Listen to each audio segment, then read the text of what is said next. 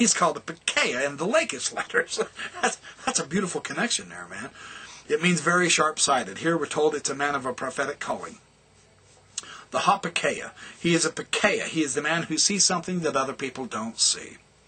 Such people were held in suspicion at that time, in the time of Lachish, in the time of Jerusalem, 600 BC. They were not the good guys from the city officials' point of view, you see. It's very interesting. To the followers of the prophets, however, being a Pekahiah is the highest quality.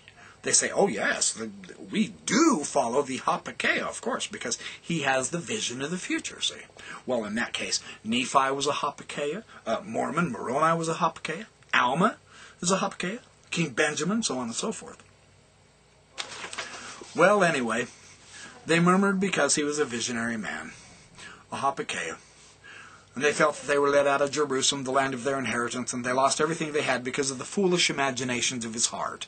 They wouldn't believe a prophet. And that's what they were accusing him of being, is a visionary prophet. And they were mad about it. Well, these are the exact qualities that Lehi reverenced and treasured, and he had them himself. Well, in 2 Kings, where Elisha asks the Lord to open the eyes of certain servants that were with him, and he opened them, the word used here is Pekahiah.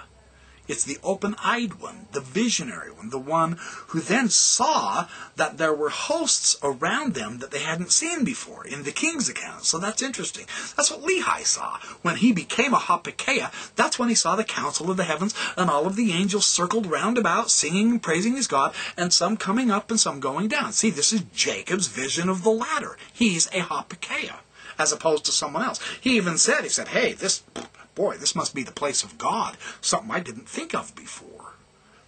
It's the same theme. It's really wonderful here. He sees things on a different wavelength that you can't see, but it doesn't mean it's less real. It just means you can't see what he is seeing. He's got a broader vision, you know.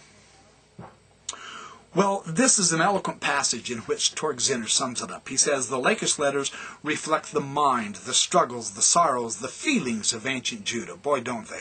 And the Book of Mormon is exactly alike. They were high feelings in the family, talking about murder and accusing their father. Their brothers called them down, and they beat him up. The angel came and told them to stop beating him. Then they were humbled themselves and went and asked their father's pardon. The next thing you know, they're murmuring again. Well, this is typical of the people of Judah. I mean, the Book of Mormon displays the perfect family situation. This is how they acted, truly, in Judah. Do you read the news about Lebanon? It's all the same thing, isn't it? Right now, today, it's just like this Starkey here. He was making a peaceful mission 25 miles from Lachish, went back to Jerusalem to bring the stuff. He was stopped in the road by some Arabs who wanted what he had, and they murdered him for it. Well, the mind, the struggles, the sorrows, the feelings of ancient Judah, the emotions run so high to an even greater extent. Lehi's family goes through all of this, and they are split up because of it. This is not a happily ever after story. This is not a fairy tale. This is real, sober, somber history and prophecy involved with families and their struggles and their arguments and fights and their visions and their hopes and their prayers and their accomplishments and their failures. I mean, this is real history stuff we're reading in this Book of Mormon account. It's fabulous. It's marvelous. Well, the center of it all in the letters is this high military official. It's very interesting that the Josh we talked about is the man who is going to try Hosheyahu at Kiryat Ye'arim for the treason that he tipped off Uriah, that the police were after him. Sneaking around behind the police's back, you see.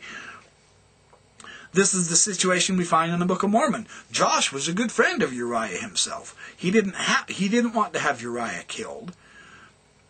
We see the split loyalties running through the Book of Mormon family of Lehi also. The essence of tragedy. Now this is one of the unique insights of Hugh Nibley, among the many thousands, millions he has given us. The essence of tragedy is not the good guys against the bad guys. That is not the essence of tragedy. It's not black against white at all. It's the incompatibility of two good things. That's fascinating, isn't it? That's the essence of tragedy. I like that. That's very interesting. Well, the same situation in Lehi's family. The brothers say, well, we have to respect these people. They're living the law of Moses very strictly. They're going to church and all that sort of thing. And Nephi says, well, that's not enough. That doesn't count. So what's going to happen? Their father is visionary. It's great to be a visionary, but they are not going to follow him. Well, when we see this man Josh at Lachish, he's been ordered to investigate the prophet who had escaped. He appears to be on the best of terms with the king, and both of them still respected the prophet. Remember, the king respected the prophet. He brought him in for secret consultations and said, don't let the people find out about this. Don't let the princes, the Sarim, find out about this, but tell me, how is it going to be? Isn't this interesting that the king has to consult with the prophet in secret by night? Laban, one of the mighty men, was sneaking around with the elders by night, trying to figure out what's going on, where's the prophet, what's the king doing, and so on and so forth. This is a seriously fascinating insight into the Book of Mormon, isn't it? So he didn't like the news that Jeremiah gave him. Unfortunately, he said, no, that's not what I want to hear. Notice what Torkzinner said. He says, their hearts ached that they should be responsible for his destruction. They had to do it, but that's terrible that they had to do it. And this is the situation we may find ourselves in from time to time. And in both dramas, both sides had ties to the Egyptian army. Isn't that interesting? Yeah, good old Egypt shows up. The Egyptian party, I mean.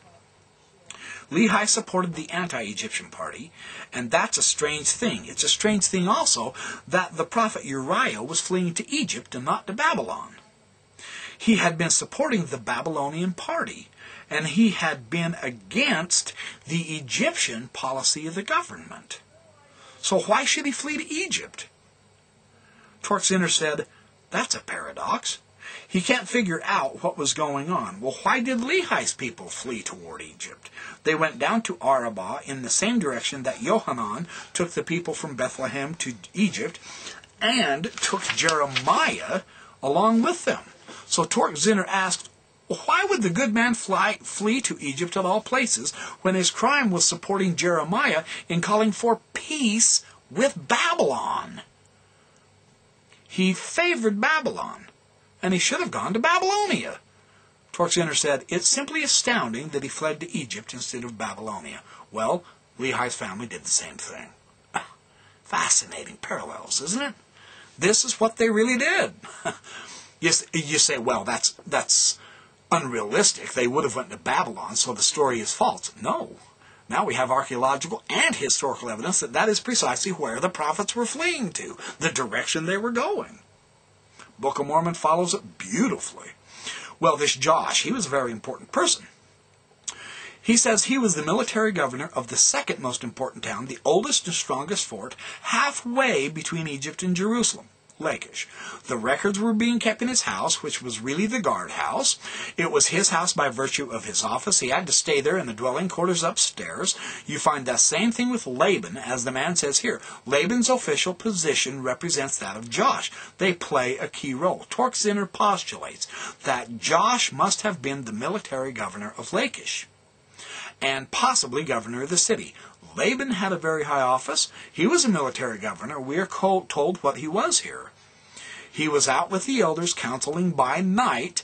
The king was rather weak. He sort of turned things over to Laban. There are wonderful character pictures here, just painted with a few deft strokes, as Shakespeare did. You get a very good picture of Laban in his ceremonial armor, his greed, his meanness and cruelty, so you don't feel a moment's hesitation when, well, I must tell you the story. That's my favorite one, when we get to Laban's demise. He was possibly the governor of the city, but he probably would have been housed in the region of the palace fort or keep. Especially, I would say, during the crisis, both in Jerusalem and Lachish. It happened at the same time for the sake of safekeeping. If the records weren't there all the time, he says, they would be put there for safekeeping during the time of crisis. So We know the records are there, so obviously this is yet again another reflection that this is a serious time of crisis, as the Book of Mormon properly proposed.